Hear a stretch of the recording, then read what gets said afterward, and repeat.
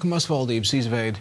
Valsts prezidents aizvadīs pirmo sarunu raundu ar partijām. Ļoti iespējams, ka pirmajam iespēja veidot jauno ministru kabinetu būs vienam no 3 vienotības izvirzītajiem kandidātiem. Tomēr politiskajās konsultācijās, kas turpināsies vēl ilgi, iespējami visdažādākie pārsteigumi. Pirmie Melngalvju namā ieradās Saskaņas centra politiķi, lai arī kreisiem Saeimā ir lielākā frakcija jānotiek brīnumam, lai viņi beidzot nokļūtu valdībā.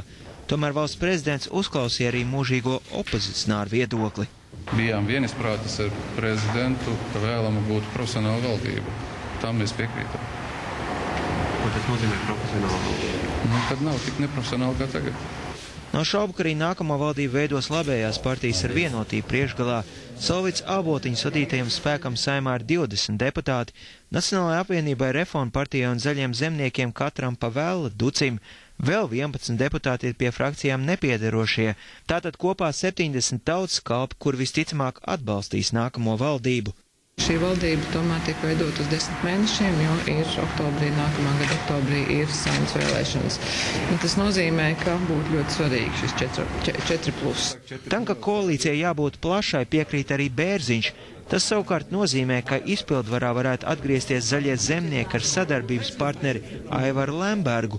Satraukumam gan nesot pamata. Pat ja mēs pieskaitam Saskaņas centra balsis, kuras mēs, kā redzējām, 10. Saeimā konsekventi Saskaņas centrs balsoja oligarhu interesēs, tad arī šajā gadījumā oligarhu partijām vairākuma nav.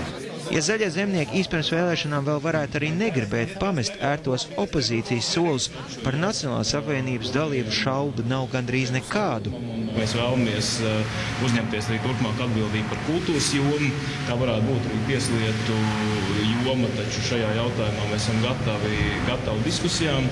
Nacionāla joprojām uztur savu premjera amata kandidātu Gaidi Bērziņu, tomēr lielāks izredzes vadīt valdību ir vienotības pārstāvim. Oficiāli nosaukt pat 3 premjera amata tīkotāji - aizsardzības ministrs Artis Pabriks, Eiroparlamentārietis Krišjāns Kariņš un Dombrovska biroja pārstāvis Inns Dalderis. Prezidentam ir lielākas iespējas tātad izvēlēties arī no tām pozitīvajām īpašībām, kas ir katram no kandidātiem. Visi 3 izvirzītie soli nodrošināt taisnīgu Zolitūdas nelaimes izmeklēšanu un gatavu turpināt Dombrovska valdības aizsākto. Dombrovskis izdarīs vienu neticāmu darbu. Viņš mūsu valsts izved no krīzes un nostādīja uz stabilitātes pamatiem. Neoficiāla informācija gan liecina, ka Dombrovska favorīts ir Dalders un tieši savu palīgu viņš gribētu redzēt atstātajā amatā. Man uzrunāja Valdis Dombrovskis un uzskatot, ka mēs esam labi strādājuši pēdējos 2 gadus šeit birojā un pirms tam arī valdībā, uzskatot to, ka es esmu diezgan labi informēts un labi zinošs par to, kas notiek šobrīd valdībā un man nebūtu vajadzīgs kāds ieskiešanās laiks.